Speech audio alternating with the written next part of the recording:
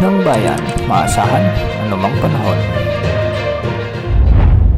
Magandang araw po sa ating lahat. Narito ang update sa lagay ng panahon ngayong araw ng Huwebes, September 12, 2024.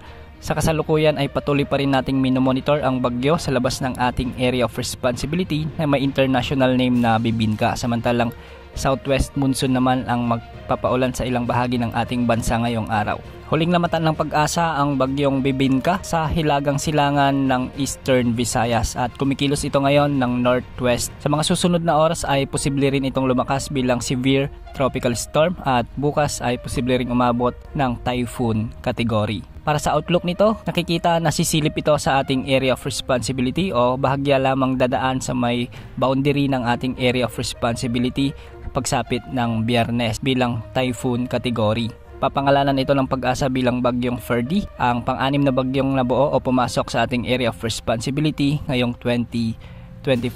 Sa ngayon, hindi naman ito nakikitang lalapit o maglalandfall sa anumang bahagi ng ating bansa, ngunit bahagya nitong palalakasin ng habagat sa mga susunod na araw at makakaapekto ang mga pag-ulan nito sa bahagi ng Visayas at Mindanao. Kung makikita natin sa ating satellite animation ay malawak ang kaulapang sakop nito, kaya nakakaapekto na rin ang trough o extension nito sa bahagi ng Eastern Visayas, lalo na sa Samar at Leyte provinces, sa may Caraga, sa may Mindanao at Davao region, kung saan makakaranas sa mga lugar na ito ng maulap na kalangitan na may mga kalat-kalat na pagulan at pagkidlat pagkulog. Kaya posible ang mga pagbaha at pagguho ng lupa, lalo na kung may mga malalakas na pag-ulan. Asahan naman ngayong araw ang maulap na kalangitan na may mga kalat-kalat na pag-ulan at pagkidlat pagkulog dulot ng habagat o southwest monsoon sa bahagi ng Palawan at Occidental Mindoro. Pagsapit ng gabi ay may mga malawakang pag-ulan na sa bahagi ng Palawan, lalo na sa northern at southern portion ng Palawan at sa may Occidental Mindoro.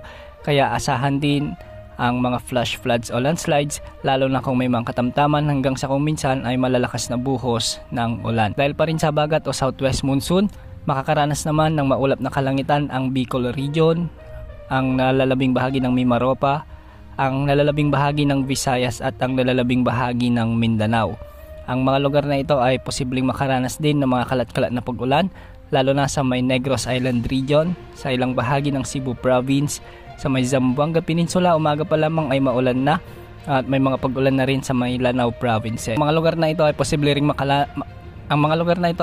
ring makaranas ng mga flash floods o landslides, lalo na kung may mga severe thunderstorms. At sa nalalabing bahagi naman ng Luzon, asahan ang bahagyang maulap na kalangitan na may mga kalat-kalat na pag-ulan, dulot naman ito ng mga localized thunderstorms. Para sa karagdagang impormasyon tungkol kay bagyong Bibinka, posible itong pumasok sa ating area of responsibility pagsapit ng Biyernes at papangalanan ito ng pag-asa bilang bagyong Ferdy. Pansamantala lang itong papasok sa ating area of responsibility at lalabas din agad ito sa ating PAR. Hilain nito ng bahagya ang habagat na siyang magpapaulan. Hilain nito ang malakas na habagat na siyang magpapaulan naman sa western section ng Visayas at Mindanao.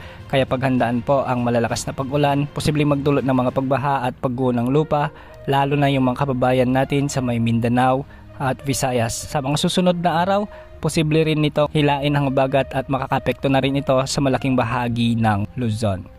May kasunod pa ang bagyong ito, kaya antabayanan ang mga susunod na update ukol sa mga samalang panahon na nabubuo sa labas ng ating area of responsibility. Yan muna ang update sa lagay ng panahon. Ito po ang weather update ng bayan, maasahan anumang panahon.